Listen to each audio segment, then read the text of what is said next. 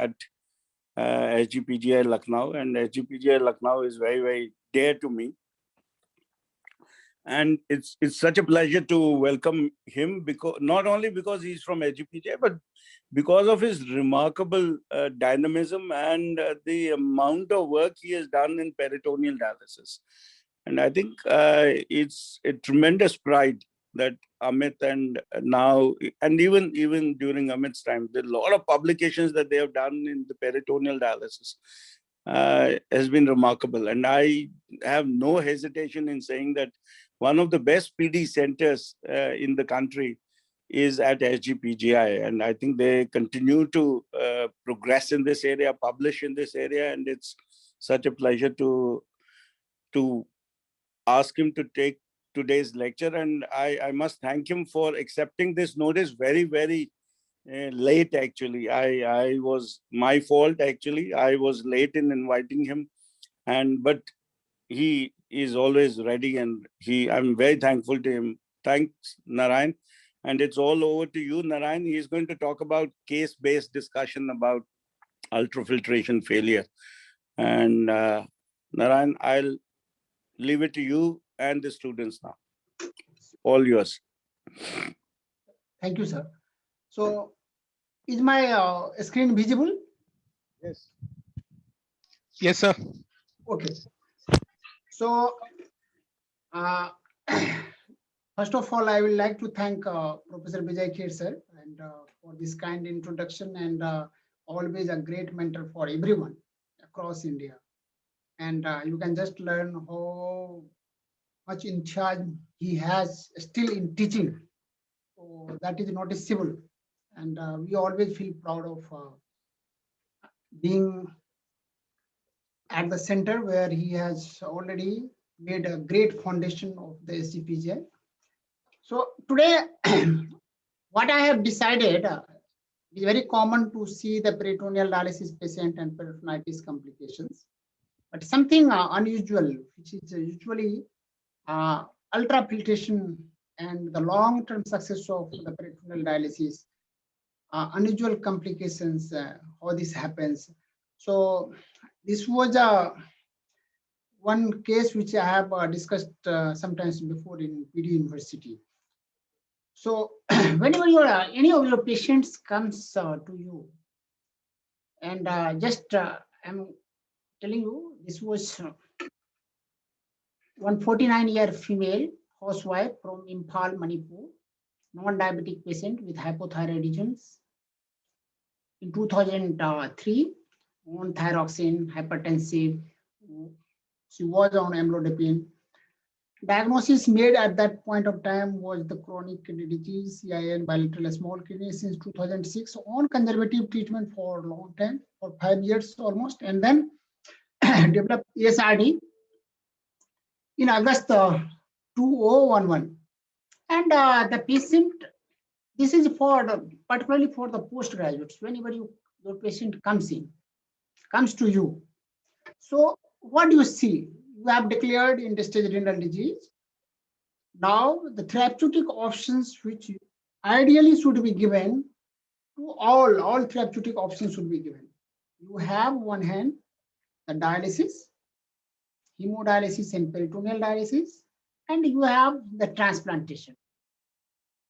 Without doubt, transplantation is the best modality of renal replacement therapy, but we understand our majority of the patients comes very late at the end-stage renal disease, many having emergency or urgent hemodialysis, and then subsequently we should explain them all these modalities are equally important.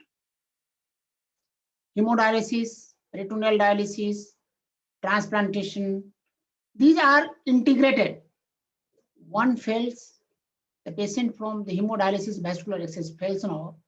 You will encounter in day-to-day practice, the patient can be shifted on the peritoneal dialysis. Once peritoneal dialysis fails, patient can go back on hemodialysis.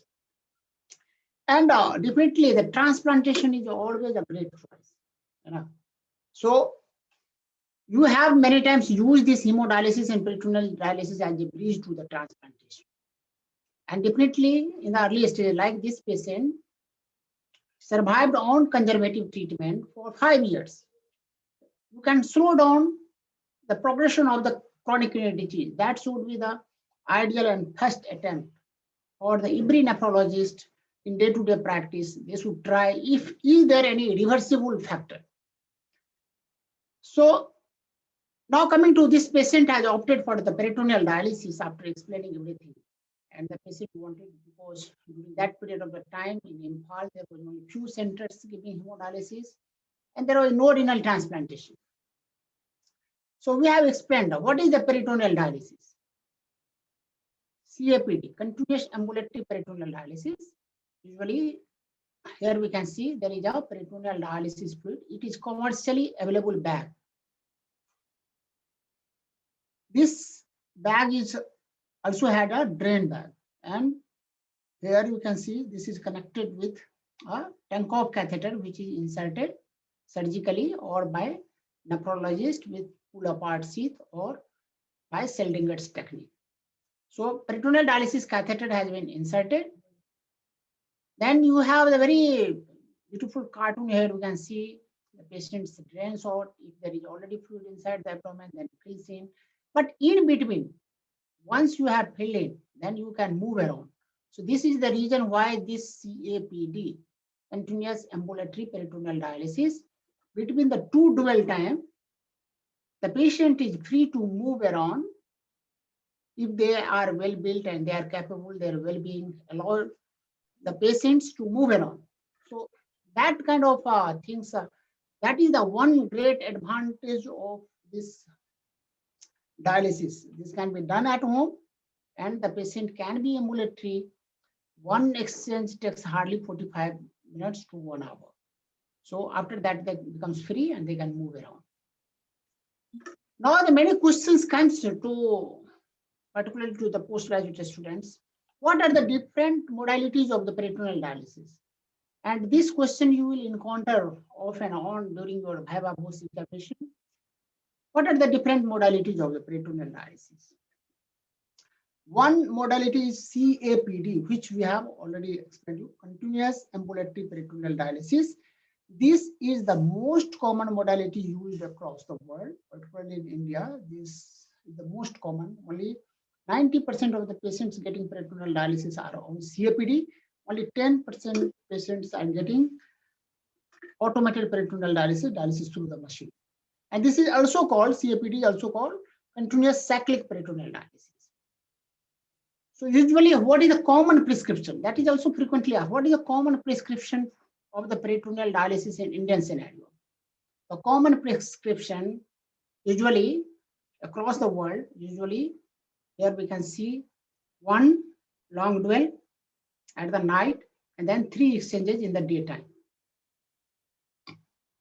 But in India, usually we do 2 exchanges daytime and 1 long dwell exchange at the night time. And the reason behind that, usually it is thought that the Asians are having the less body surface area as compared to your counterpart Western countries like USA, where the BMI of the patients on the dialysis are very, very high as compared to their general population also. So here, and the Hong Kong study, there was one Hong Kong study who defined the dose of the dialysis in Asian patients. And there they have shown these 3 exchanges have equal outcome as compared to your 4 exchanges of dialysis. So it is scientifically proven. If you have 2 exchanges in the daytime, 1 exchanges at the night time, and continuous, there is no dry time. Then other modality is automated peritoneal dialysis. Automated peritoneal dialysis is usually done by this machine. This is called cycler machine. Here we can see this machine takes care of dwell, indwell, and out. And during the night time, the patient can sleep and you can connect these machines with your Tankov catheter. And in the night time, 4 or 5 exchanges of the peritoneal dialysis are done. And then again, the whole day, the patient can move around. But then there is disadvantage of this dry time. This does not solve when you have the continuous ambulatory peritoneal dialysis 20 hours. Every time there is some amount of the fluid inside the abdomen. So it acts physiologically similar to your kidney, which is functioning 24 hours. So some exchange happens every time throughout the day. So this is the great disadvantage of this APD doing only at night. But that disadvantage can be taken care by giving one big day dual. Do circular at PD and then give one long exchange in the daytime.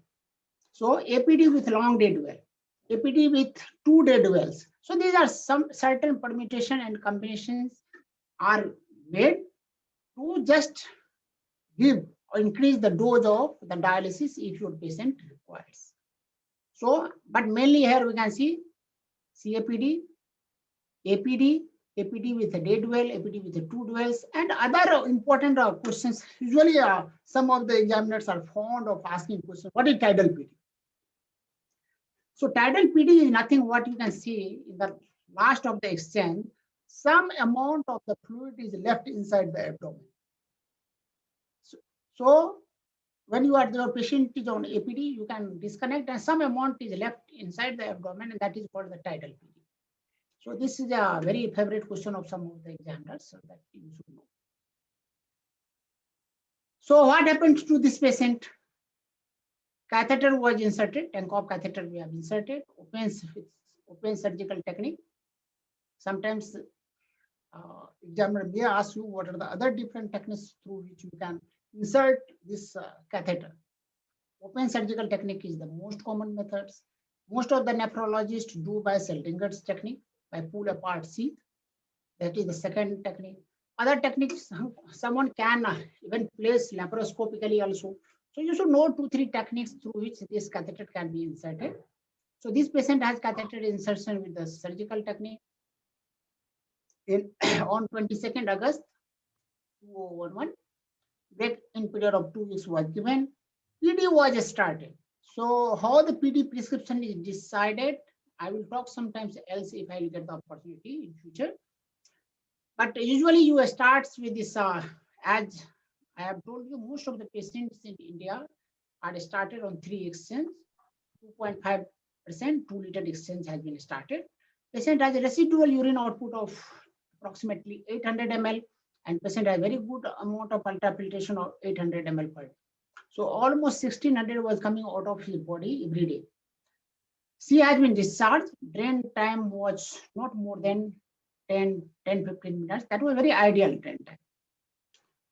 Soon after 3 weeks of the discharge, she returned back to us with complaint of increased swelling of feet, decreased ultrafiltration volume of 100 to 200 ml per day, despite increasing the tonicity of the fluid.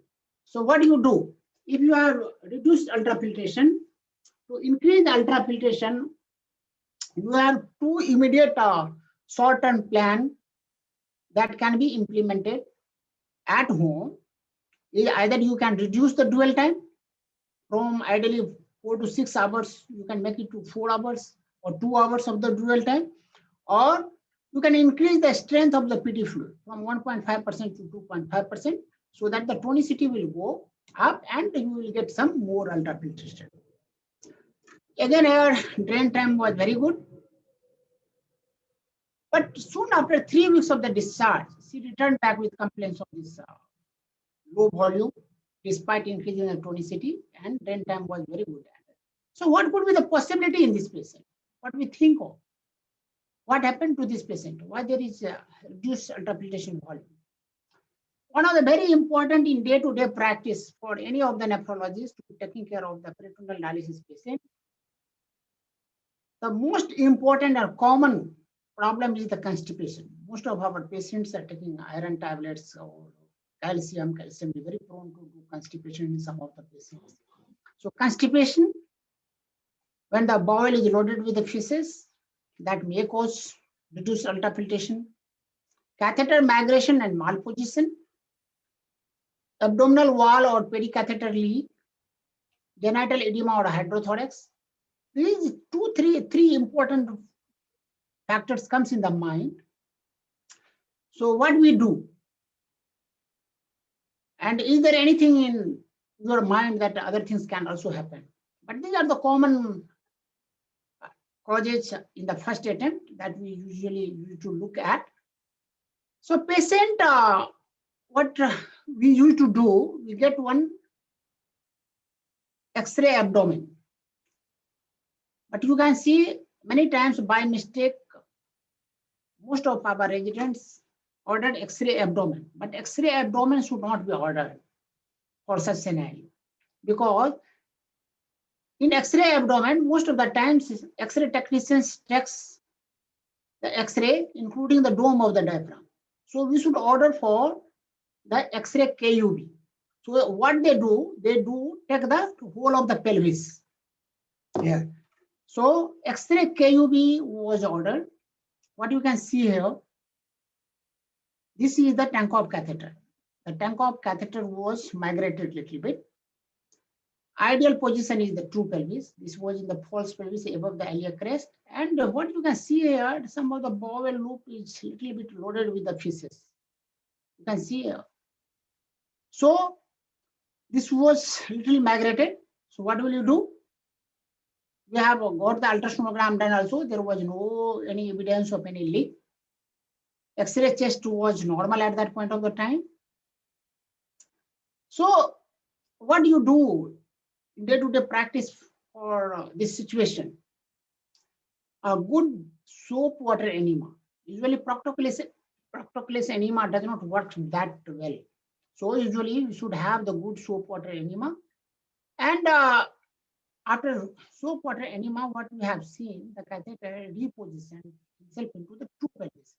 This is the ideal situation of the catheter tip that should be in the true pelvis. It came down to the normal position.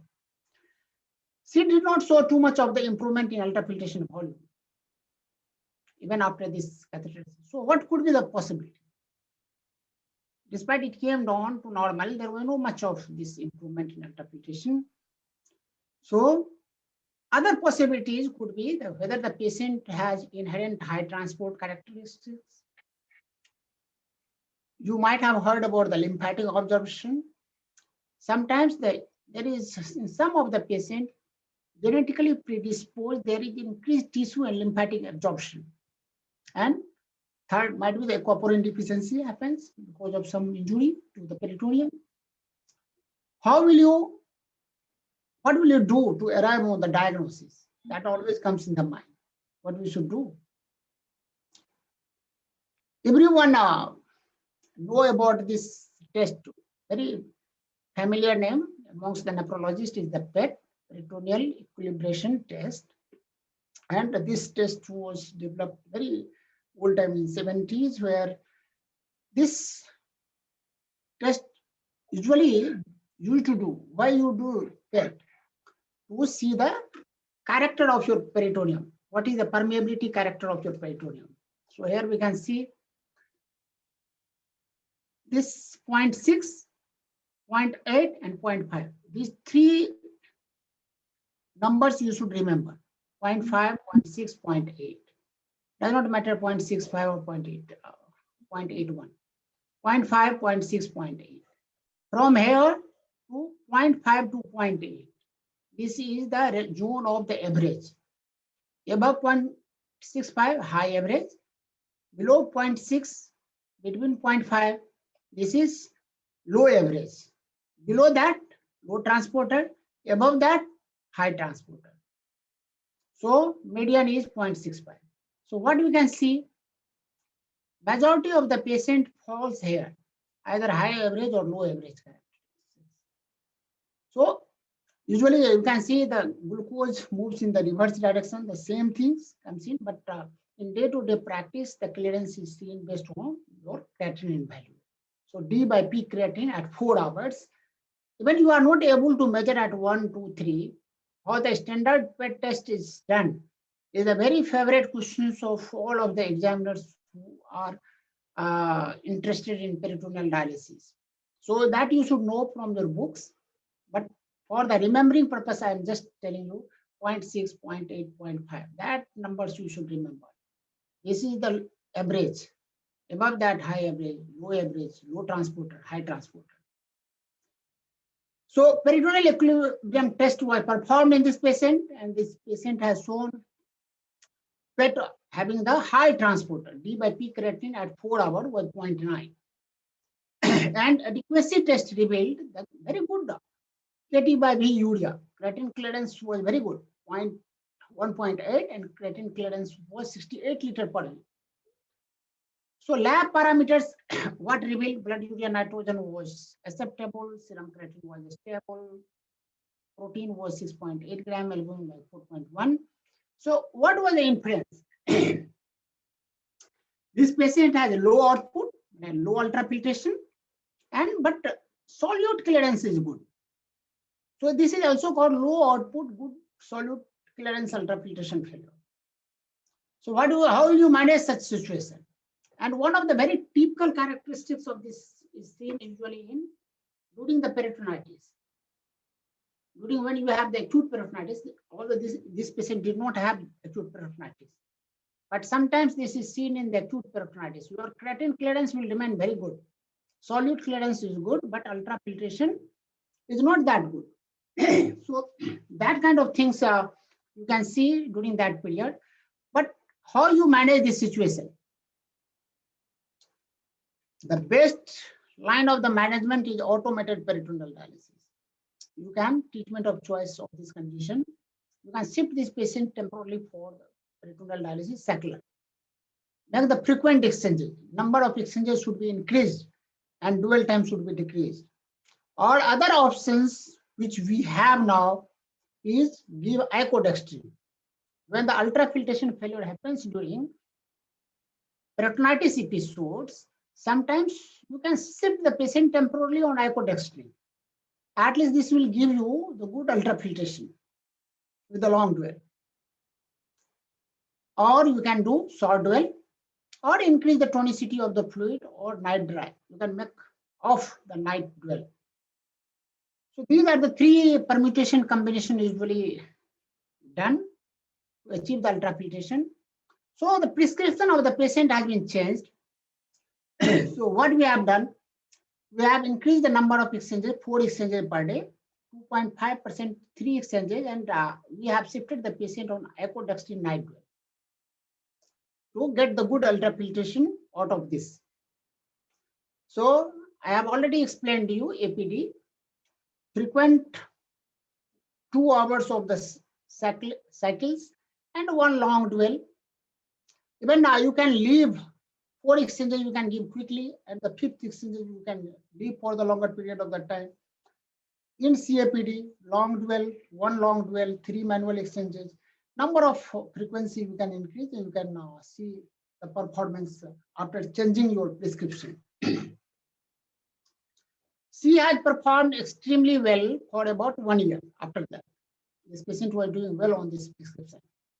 Except what we have seen, there was some gradual decline in ultrafiltration, 500 ml per day, and decreased urine volume to 200 ml from 800 ml, which was at the time of start. So residual renal function is always one of the very important component which determines the outcome of the patient, and it is one of the important parameters to keep these patients well.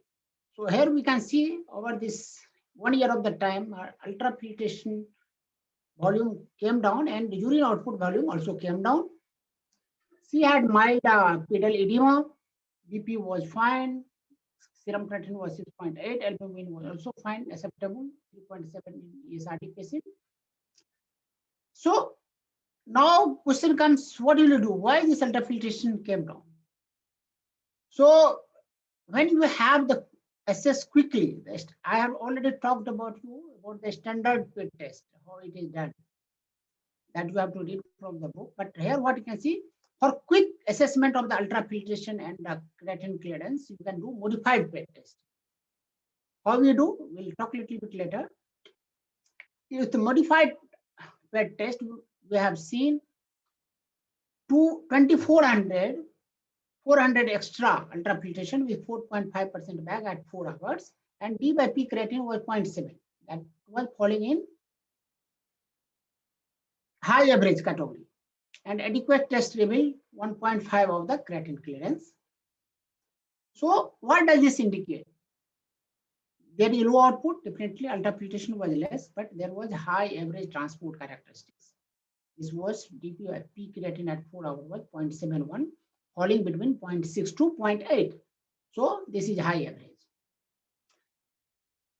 One of the very favorite questions of the examiner is always the rule of 4 and modified PET test, what we are talking about. How this test is done. Remember rule of 4. Why we say it rule of 4? Because 4.5% of the dextrose fluid, 4.5% of the bag is instilled for the 4 hours, and you have less than 400 ml in 4 hours, then you can define it as an ultrafiltration failure. And this test is also popularly known as modified PET test. So here we can see this patient. Quickly we can assess ultrafiltration and creatinine clearance, D by P creatinine at 4 hours through this modified test. So now questions many times comes, what are the other different types of ultrafiltration failure? I have already told you there was situation where low output but good creatinine clearance, very good KT by B urea, very good solute clearance, and there was low ultrafiltration volume with a low KT by B. Low KT by B urea or low solute clearance, you can say. So ultrafiltration failure is classified into 4 different categories. But in many of the textbooks, you will see only 3 types, where the type 3 and type 4 are combined. But type 1 and type 2 is standard in all textbooks. But I love this classification, and whenever I have written any book, any chapters, I give this 4 different classes because pathophysiology of all 4s are different. Type 1, high transport status, rapid loss of the glucose osmotic gradient. This is the commonest. Type 2, low transport status, low peritoneal surface area. It is not that common. Type 3, high lymphatic flow. Type 4, aquaporin dysfunction. When you look at the data of the ultrafiltration failure, usually less than 3% of the patient in 1 year, approximately 10% patient by 3 years, but 30% develops by 6 years. Why this ultrafiltration failure happens? I will talk sometimes later if I will get the opportunity, because this glucose-based solution causes toxicity and peritoneal fibrosis happens over the years. And neoangiogenesis happens because of the glucose degradation products, and that limits the ultrafiltration. So you have 4 different kinds of the ultrafiltration failure. One thing for all clinicians is very important to understand: fluid overload versus ultrafiltration failure. What is fluid overload and what is ultrafiltration failure? Fluid overload is a common clinical syndrome with multiple components in etiology. That can happen because of congestive heart failure. That can happen because of the non-compliance. That happens because patient is not taking the medicines, have stopped medicines sometimes. I will talk a little bit later. But ultrafiltration failure is a pathophysiologic characteristics of one of the causes of this clinical syndrome, fluid overload. Ultrafiltration failure can happen and can lead to fluid overload. It is one of the cause. So whenever you are looking at the patient, any patient, swollen patient who has the swelling, you should think of the fluid overload first. Their ultrafiltration failure could be the one reason. And we should think of whether there was any dietary evaluation should be done, whether the patient was compliant to salt intake, compliant to the fluid intake. What was the residual renal function? Usually residual renal functions go down with the increasing duration. Look at this diuretics dose. And we should think of whether any medications, nephrotoxic medications have been used or not used. Some compliance issue, quality of life, delivered dose, whether the patient, you have written 3 exchanges or 4 exchanges, the patient is taking only 2 exchanges because of the cost constraint. The compliance issue is very huge, particularly in our scenario where we look poor patients. Edema evaluation, whether this was the localized or generalized. Catheter malfunction, which I have already talked about. And then finally, peritoneal ultrafiltration profile should be looked into to the PET, peritoneal equilibration test. So fluid retention in CAPD patient with or without symptoms. These are one of the studies published in 1995, very old study, where we can see symptomatic fluid retention. Swelling you will see in 100% of the patient. Dyspnea you can see in 85, 86% of the patient. Leg edema in 96, 98% of the patient. 62% of the facial edema, and pleural effusion can also happen. Asymptomatic pleural effusion or symptomatic pleural effusion in 76% of the patient.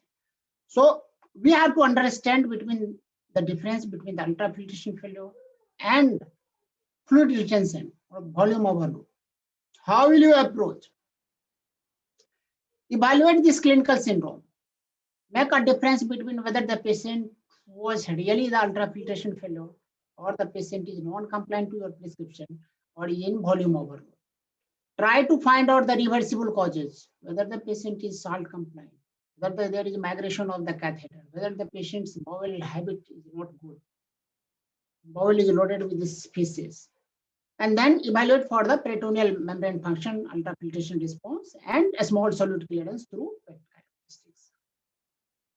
Initial evaluation for the reversible causes, dietary non-compliance, appropriate prescription, see whether the patient is adherent to the prescription, or you can also see about the mechanical problems that we have talked about. I will talk little bit in detail later on in this presentation. So if this patient has the fluid overload, clinical syndromes, initial evaluation of the reversible cause that you have excluded, evaluation of the peritoneal membrane function.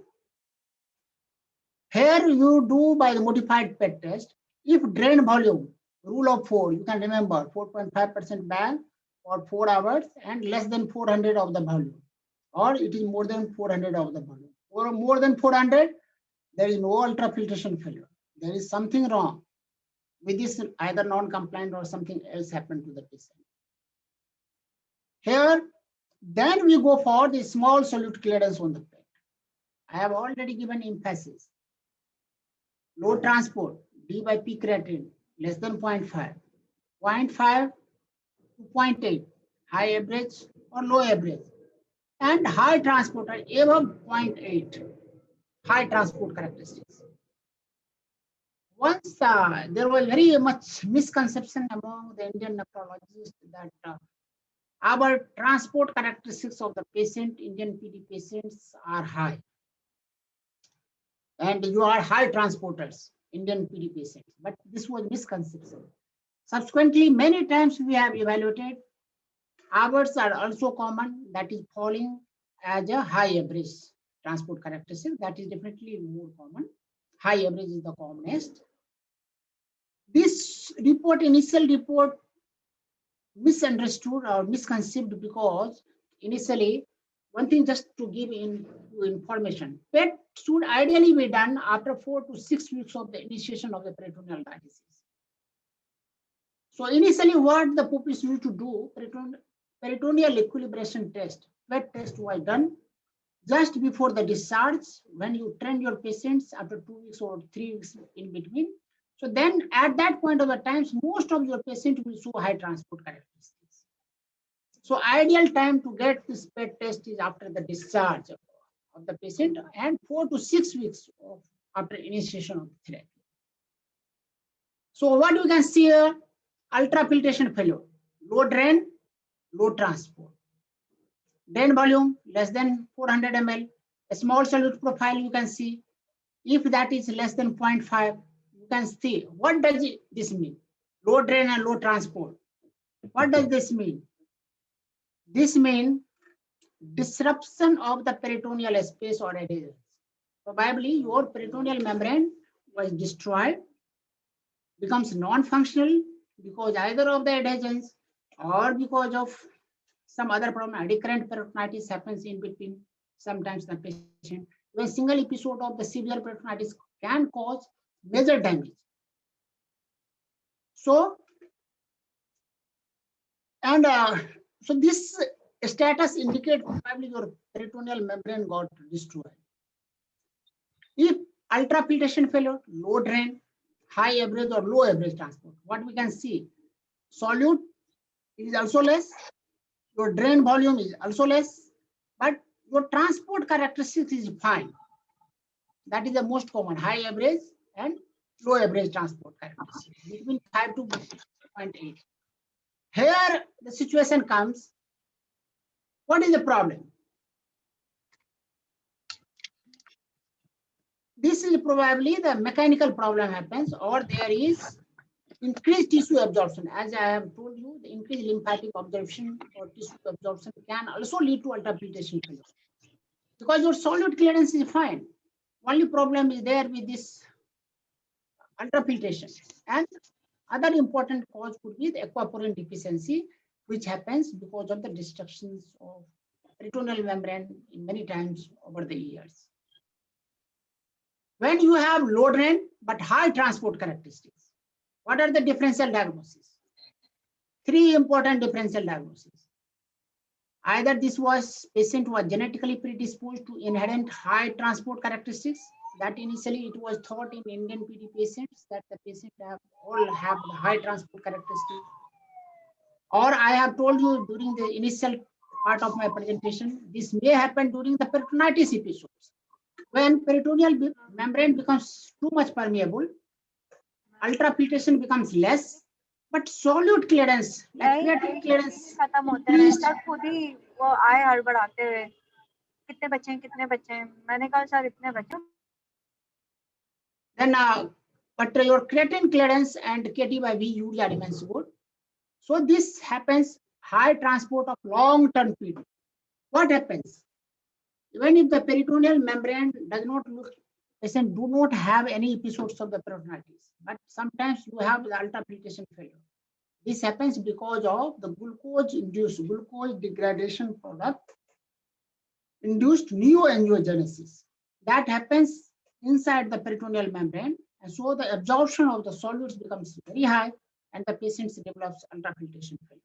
So this can be seen on long term. High transport characteristics, ultrafiltration failure happens on long term PD. So what could be the differential diagnosis of this condition?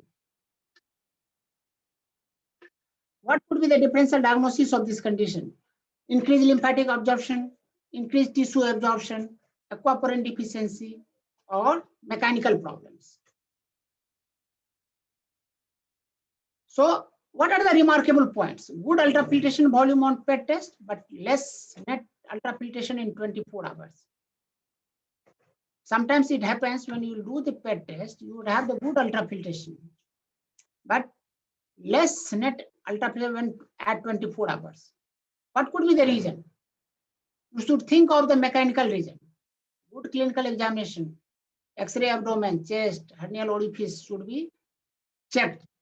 And we should see whether there is loss of the fluid inside some of the other cavity, inside the chest, or it is coming subcutaneously on the abdominal wall, or is there any hernial orifices which becomes patent. Whether there is any increased lymphatic or peritoneal tissue absorption, that we should also think of. X-ray, chest sometimes helps out. You can see some of this effusion. At that point of the time when we have got the X-ray of the patient, there was some, you can see the blunting of the angle here, you can see here. So diagnostic test of increased lymphatic absorption. Sometimes some of the examiners may ask you, how you will test that? Usually it is not practiced day to day, but For just knowing this purpose, this increased lymphatic absorption is tested with this dextran 70. 1 gram of the dextran 70 is mixed with the 2 liter of the bag. After 4 hours with 4.25% of the dual, and the dialysate would be collected at 0, 30, 20, and subsequently here we can see up to the 6 hours. Here we can see dextran disappearance rate exceeding 2 ml per minute may indicate that probably there is increased lymphatic absorption in this patient. So this is based on the dextran disappearance from the peritoneal cavity. So this you should theoretically you should know. Sometimes it is asked by some of the examiners. Now the question comes: this transcapillary ultrafiltration and sodium sieving. What is sodium sieving? That is also a very favorite question of some of the examiners. That you should also understand. I will explain a little bit pathophysiology of the sodium sieving. Transcapillary ultrafiltration, which we usually expect during the peritoneal dialysis, is essentially normal in this condition. In that patient, osmotically mediated water transport into the peritoneal cavity results in normal dilution of the sodium in the dialysate. What happens when you put PD fluid inside the abdominal cavity? What happens? You can see, for the basic concept, I'm just explaining this 3-pore model of the peritoneal transport. Every one of you might be aware during your study times, there are 3 pores: ultra small pores, then small pores, and then large pores. Ultra small pore means aquaporin. This is only permeable for the water, free water. A small pore means diameter 4 to 6 nanometer. Here we can see most of the small solute clearance, blood urea nitrogen and serum creatine. That is usually cleared through this creatine clearance. And large pore means diameter is such that even the large molecule like the protein can escape through this. So in how you test for the sodium sieving, when you put a peritoneal dialysis fluid inside the abdomen, first of all, during the first hour, your aquaporin channel gets activated. That is the transcellular channel, and only water comes in. So at the end of the 1 hour, only free water comes into the peritoneal dialysis fluid. So if your peritoneal dialysis fluid contains sodium of 135 milliequivalent, so it should diluted by, it should definitely come less than 130. If more than 5 millimole drop happens, then it is thought that probably aquaporin is functioning. I hope it is clear to everyone. If this fall at the end of the 1 hour of this dual is not there, then you can think of probably our aquaporin of this patient is not functioning. So this is how sodium sieving is estimated. Other important is osmotic ultrafiltration. That is the basis of getting the ultrafiltration in most of the patients, in our PD patients. What happens when you put the PD fluid that contains glucose, and glucose is a good osmotic agent.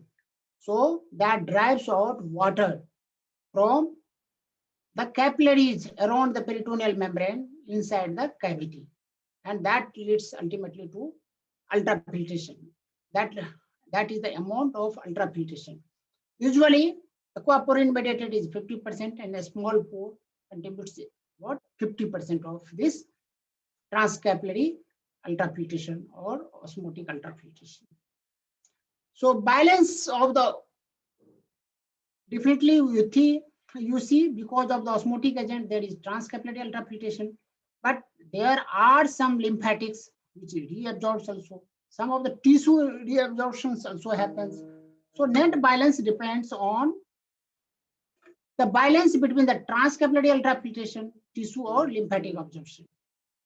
So what we can see here, net ultrafiltration, transcapillary ultrafiltration, that usually amount is up to 25 ml, 20-25 ml per minute most of the times. or fluid reabsorption, which happens 1 to 2 ml per minute.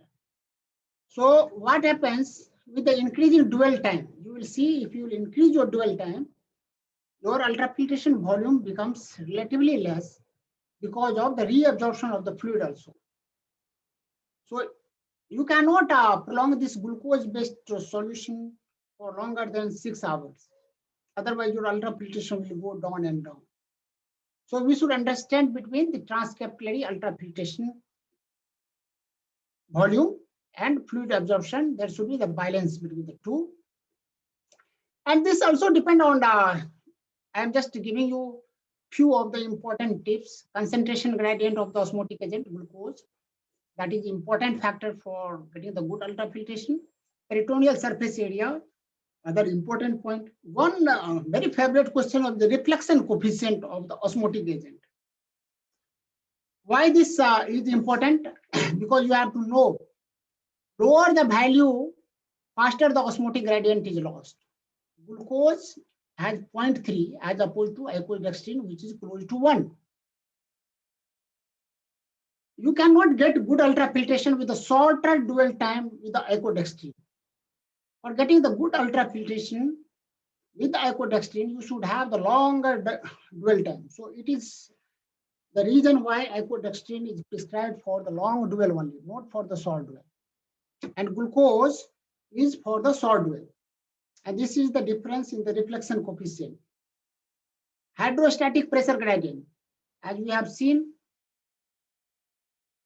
25 versus 1 to 2 ml.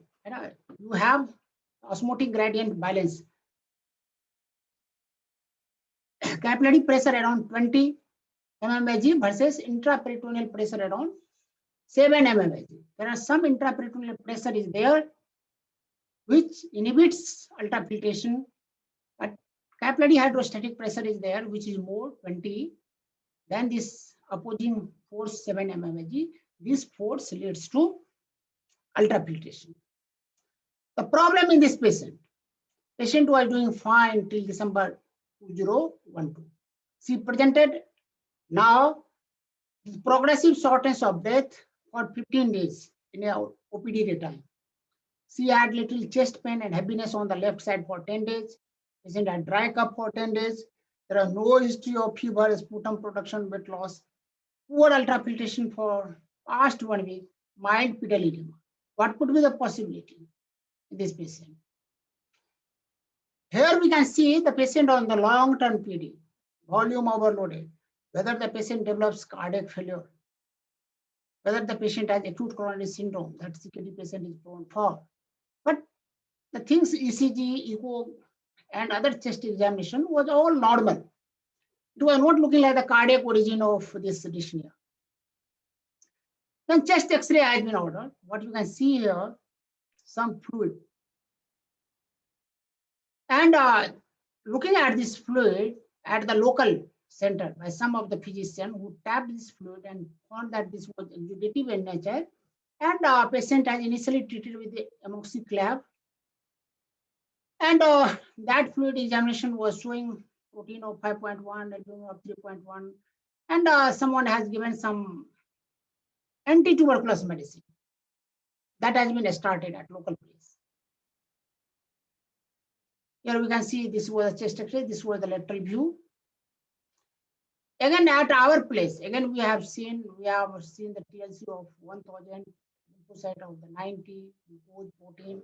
It was looking like sometimes this looking like the exudative effusion, but other cultures were negative. TB PCR was negative. Cytology for the malignant cells was negative. Pleural biopsy was suggested by the chest physician, but was not done. What do you see the differential diagnosis? This was exudative pleural effusion. Could be tuberculosis, or it could be partially treated bacterial infection. No constitutional symptoms, no further worsening of the dyspnea. And what we thought, it could be the possibility of the pleuroperitoneal communication, a rare possibility after 1 year of the peritoneal dialysis. Usually it does not happen. If it happens initially, but in some patients it may develop. Patient and family are keen to continue on PD, and We have given the options that you can go on hemodialysis, but the patient was very keen to continue PD. This happens usually after 3-4 years of the peritoneal dialysis. Patients start enjoying peritoneal dialysis. They do not change the therapy. So the patient has been planned for HRCT. One thing I just want to say, it is very easy to diagnose initially the first time the patient comes to you. You can just get the pleural fluid aspirate and estimate the glucose level. If the glucose level is higher than the pleural fluid, then your blood glucose level, think of the probably the patient has the leaking of this PD fluid into the peritoneal cavity. This is very simple. Just the glucose level of the serum and glucose level of this pleural fluid. That gives you a hint. And immediately you can, but this patient came complicated after too much of the aspiration, might have some infection also. So imaging was done. So one question always comes, what will you do in this situation? HRCT with CT peritoneography is the choice. How you do CT peritoneography? That is usually also asked. So 70 ml of this omni-pack or contrast agent in 2 liter of 1.5% bag. What we can do, we mix this 1.5% at 2 liter of the bag with this 70 ml of this omni-pack contrast, and 3 hours post contrast scan is taken. The report was left side pleural effusion, but there was no septation. Evidence of contrast in the peritoneal fluid was there, and possible diaphragmatic defect was there. You can see these photographs here. There you can see the contrast appears within the peritoneal, within this pleural cavity. What you see here, you can see this is the dome of the diaphragm.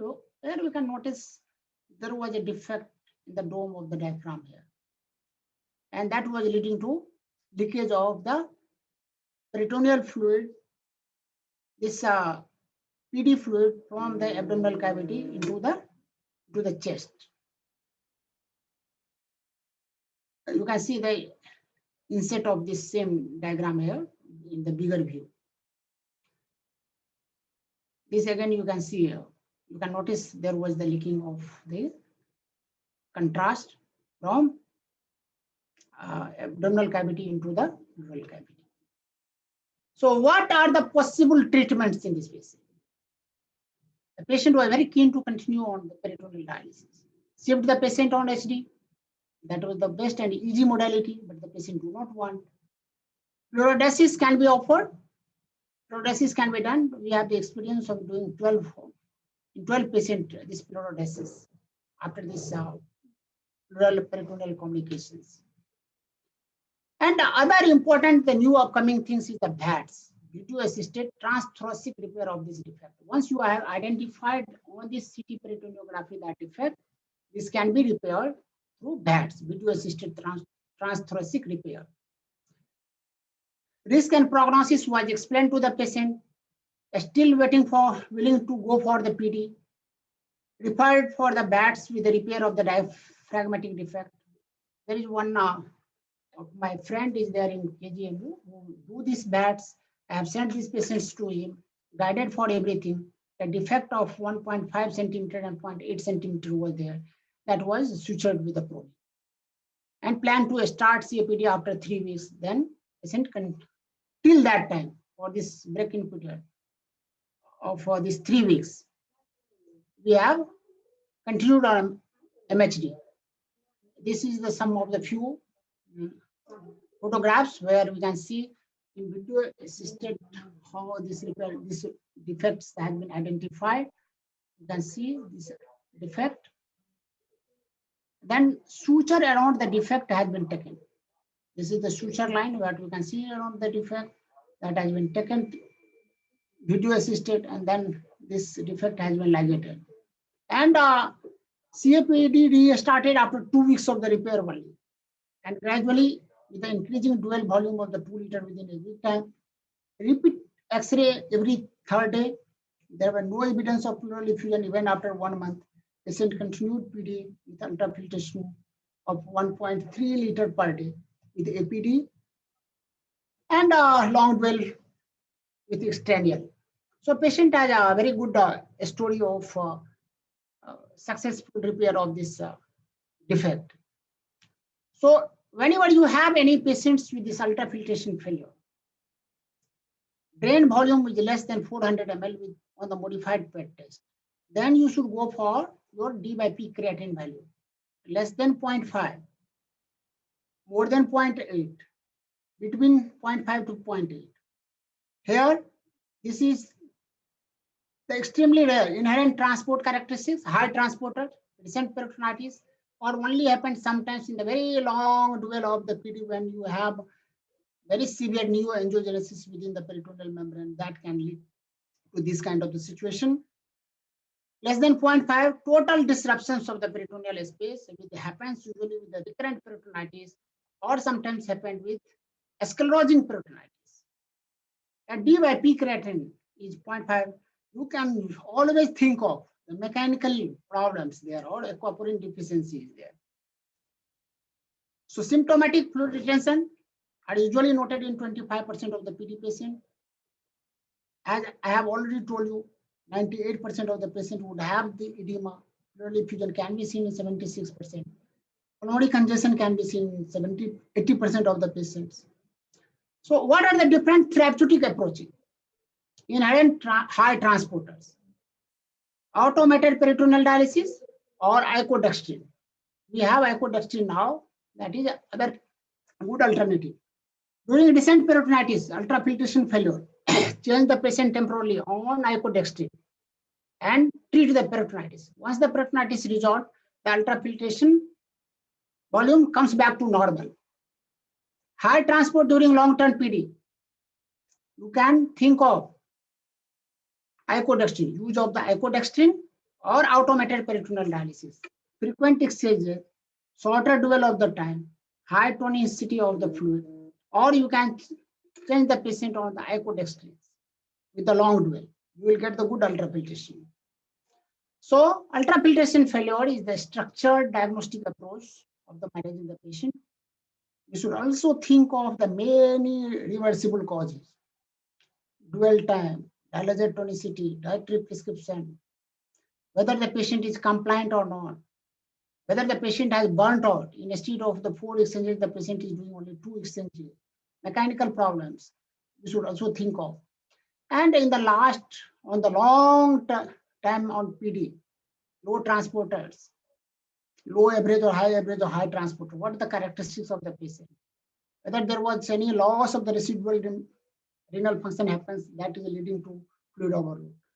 So we should have all things combined in the mind when we are looking at this patient.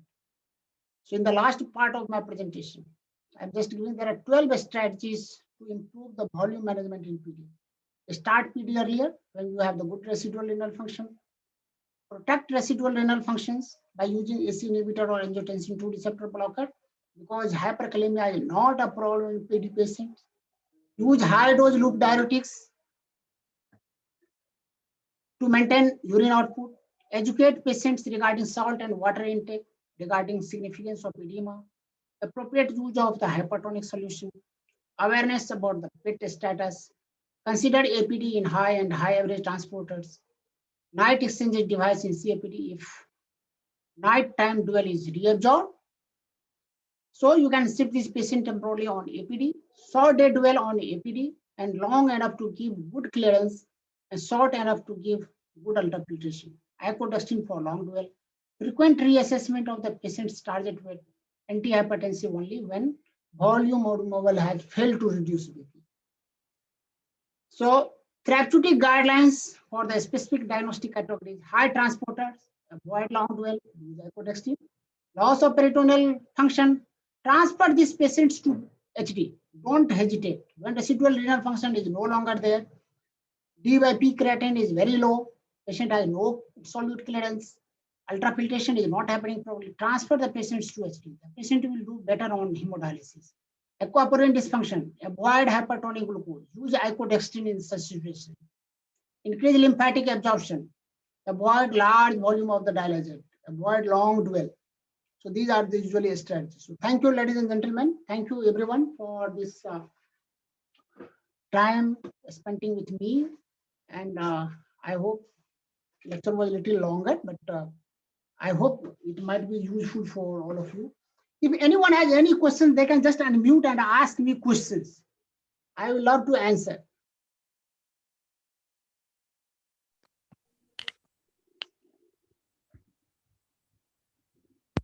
If anyone has any questions, just ask me. Sir, good evening. Hello. Hello. Yeah. Please. Sir, how to calculate KT/V for peritoneal dialysis? KT/V. Yes, sir. Usually nowadays, it is usually done along with the PET test, and there is PD adequate software is there. And when you put your all these calculations, when I have already told you to go through how do you do standard PET test. So Yes, you will when you instill your 2.5% of your bag into the peritoneal cavity, and you have at frequent interval, you have at the baseline, at 2 hours and at 4 hours. You have to take the volumes, see what is the dialyzed creatine, what is the plasma creatine, D by P creatine. Yes. So that you have to assess. And Yes. when you put all these value in the PD adequate software, that gives you already calculated, but you can also do yourself. You have to separately calculate your renal clearance for the residual renal function. You have to separately calculate for your peritoneal clearance, and then you will combine, then that will give you total KT/V. So that is not a very difficult task, that even if you know when and how to collect the samples, then it can be easily done, easily calculated, because you know everyone know how to estimate creatinine. And but for theoretically, you should know and you should read the books to know about what are the different time span, how to do and how to collect. But it is important. And for faster, in this kind of the patients, you can just take D by P creatinine at 4 hours of the dwell time. D by P creatinine at 4 hour dwell. Then that will give you the almost idea about what is the creatinine or solute clearance. But for all practical purposes, the older one, most of the pupils, take this KT/V, urea or creatinine, that by standard PET test or PD adequate software is there by Baxter company. That gives you the idea. You should know about that. What is the PD adequate software? Okay, sir. Anyone, any other questions?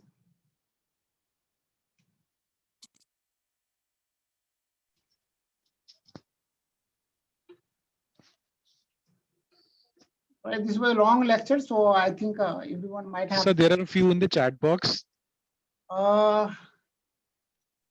Chat box? Yes, sir. Okay. So, sir, how to calculate KT/V in CAPD, that I have already told you. That is not a very difficult task. PET test after CAPD, reinitiation in this patient should be done after how much duration? So I have already told everyone during our presentation, ideal time to see for the PET is after 4 to 6 weeks of initiation of the peritoneal dialysis. It should not done too soon, just after initiating. There is always a tendency of convergence. If there is very low characteristics, they go towards this low average. If there is very high transport characteristics, they comes towards the high average. So there is convergence by 4 to 6 weeks, because when you initially put your PD fluid having the glucose concentration, that irritates your peritoneal membrane, sterile peritonitis, glucose-induced peritonitis happens initially, and that may change. There's some changes happens in the peritoneal membrane that converge with the time. So 4 to 6 weeks should be the ideal. 4 weeks after resolution of the peritonitis. Ideally, it should be done after some time, 4 weeks or 6 weeks of after the resolution of the peritonitis happens. So this is the answer. Once if any patient had peritonitis, then If the cost is not the factor,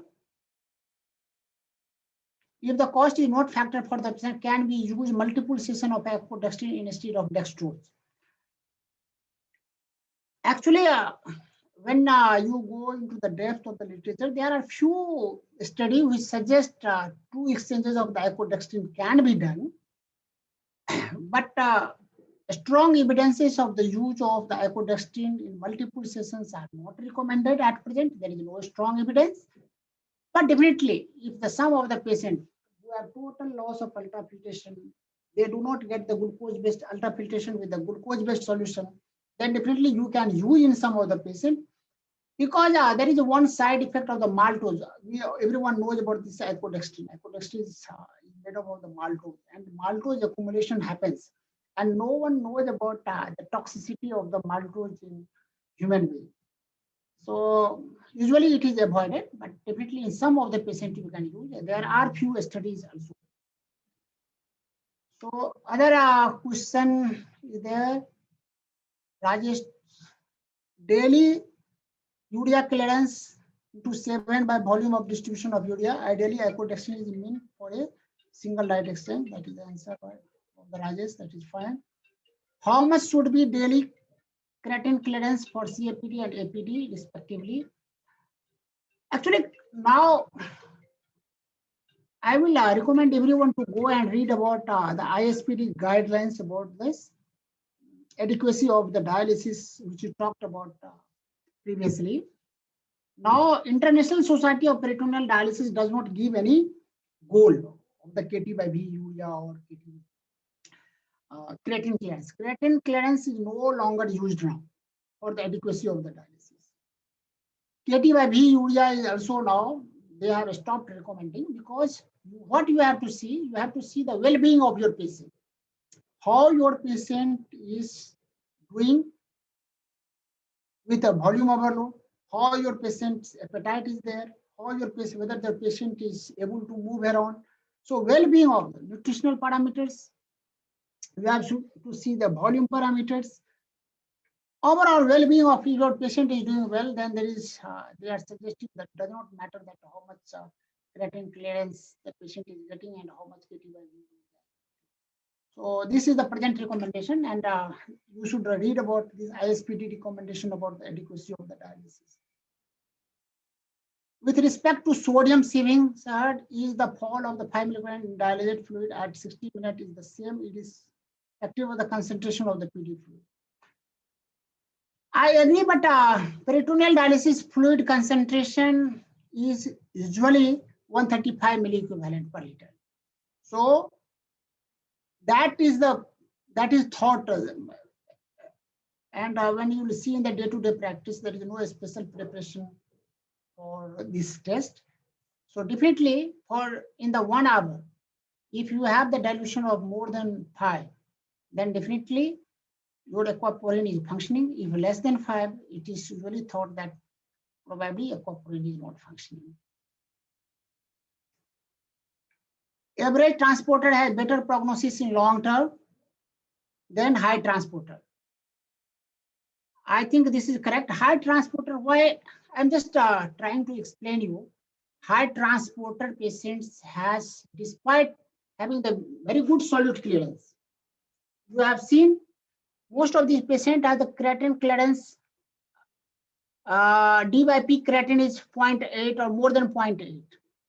So solute clearance is good, but despite that, these high transporter patients have not do well on peritoneal dialysis. They die early, then the high average and low average, only because these patients have very poor ultrafiltration.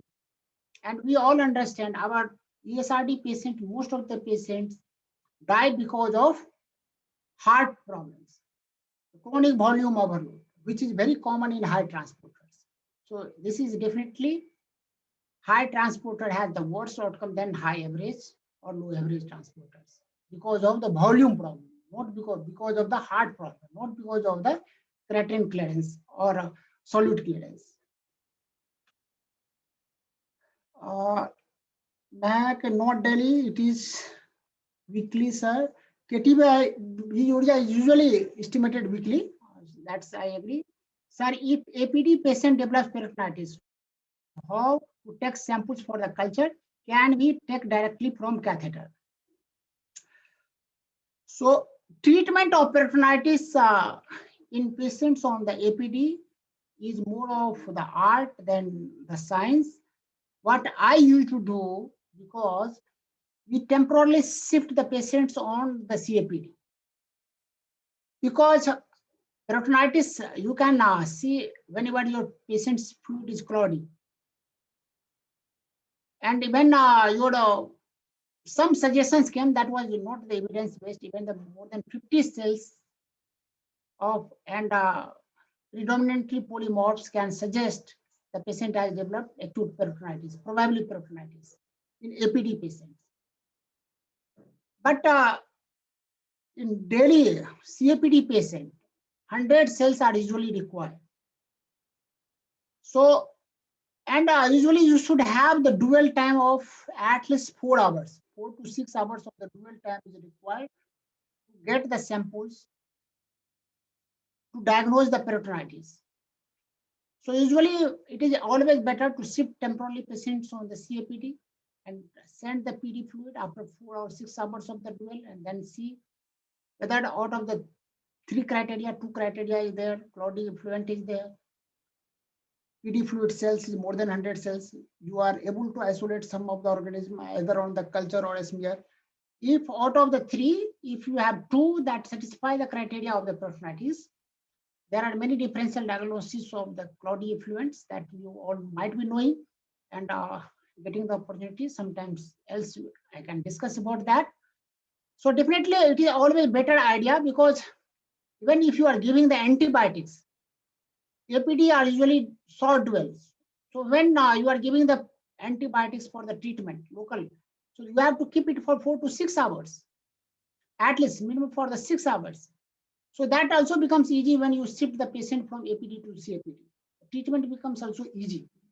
So I think that would be the better way to manage peritonitis in APD patients.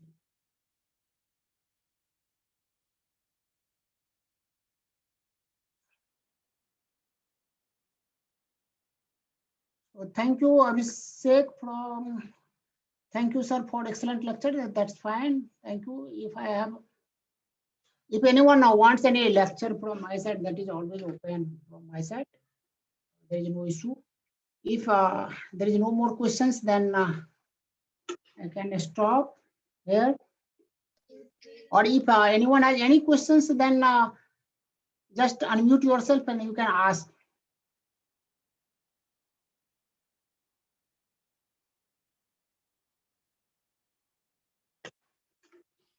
Puneet, it is fine? Yes, sir. Yes, sir. Thank you so much for the excellent presentation, sir. The students are very happy. So can I discontinue now? Yes, sir. Please, sir. Thank you so much. Good. Thank you, everyone. Thank you very much being with me in this lecture time. It is possible that many things might not be understood, but repeated presentation might help you. So thank you, everyone. And sir, thank you, sir. Thank you, Vijay, sir. Thank you, sir.